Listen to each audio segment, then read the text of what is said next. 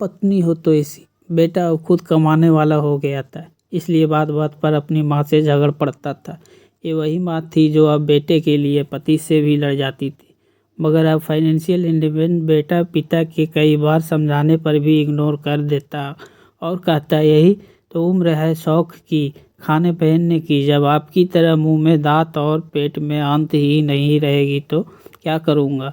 बहू खुशबू भी भरे पूरे परिवार से आई थी, इसलिए बेटे की गृहस्थी भी की खुशबू में रंग हो गई थी।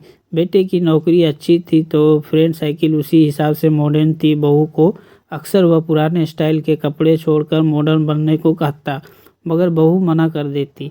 वो कहता कमाल करती हो तुम, आजकल सारा ज़माना ऐसा करता है।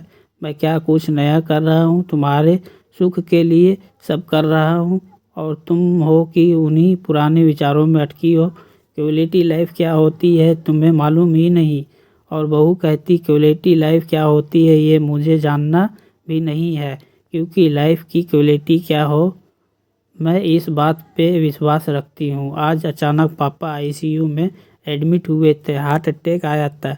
डॉक्टर ने पर्चा पकड़वाया, 3 लाख और जमा करने थे। 1.5 लाख का बिल तो पहले ही भर दिया था, मगर अब ये 3 लाख भारी लग रहे थे। वो बाहर बैठा हुआ सोच रहा था कि अब क्या करे। उसने कई दोस्तों को फ़ोन लगाया कि उसे मदद की ज़रूरत है, मगर किसी ने कुछ बहाना कर दिया। आंखें में आंसू और वह उदास था। तभी खुशबू खाने का टिफ़िन लेकर आई, बोली अपना ख्याल रखना भी ज़रूरी है, ऐसे उदास होने से क्या होगा, हिम्मत से काम लो।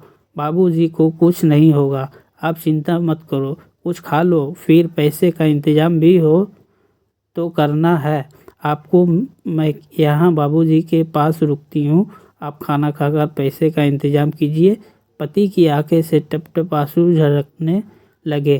कहा न आप चिंता मत कीजिए, जिन दोस्तों के साथ आप मॉडर्न पार्टियाँ करते हैं आप उनको फ़ोन कीजिए, देखिए तो कौन कौन मदद को आता है। पति खामोश सुनी निगाहों से ज़मीन की तरफ देख रहा था कि खुशबू का हाथ उसकी पीठ पर आ गया और वह पीठ को सहलाने लगी। सबने मना कर दिया, सबने कोई ना कोई बहाना बना दिया।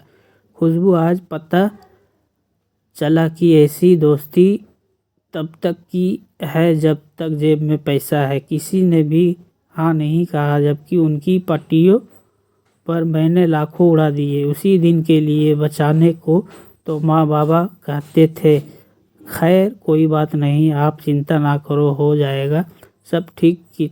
कितना जमा करना है, अभी तो तनख्वाह मिलने में भी समय है, आखिर चिंता कैसे ना करो। खुशबू तुम्हारी ख्वाहिश को मैंने संभाल रखा है। क्या मतलब?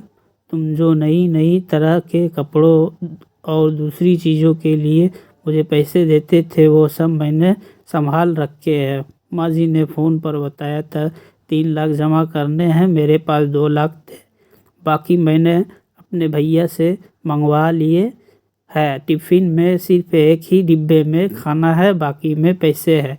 खुशबू ने थैला टिफ़िन सहित उसके हाथों में थमा दिया। खुशबू तुम सचमुच अर्धगिनी हो, मैं तुम्हें मॉडर्न बनाना चाहता था, हवा में उड़ रहा था, मगर तुमने अपने संस्कार नहीं छोड़े, आज वही काम आए हैं।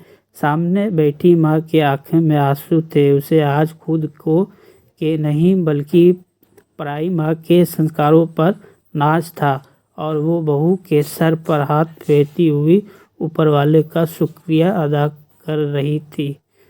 Thanks for watching.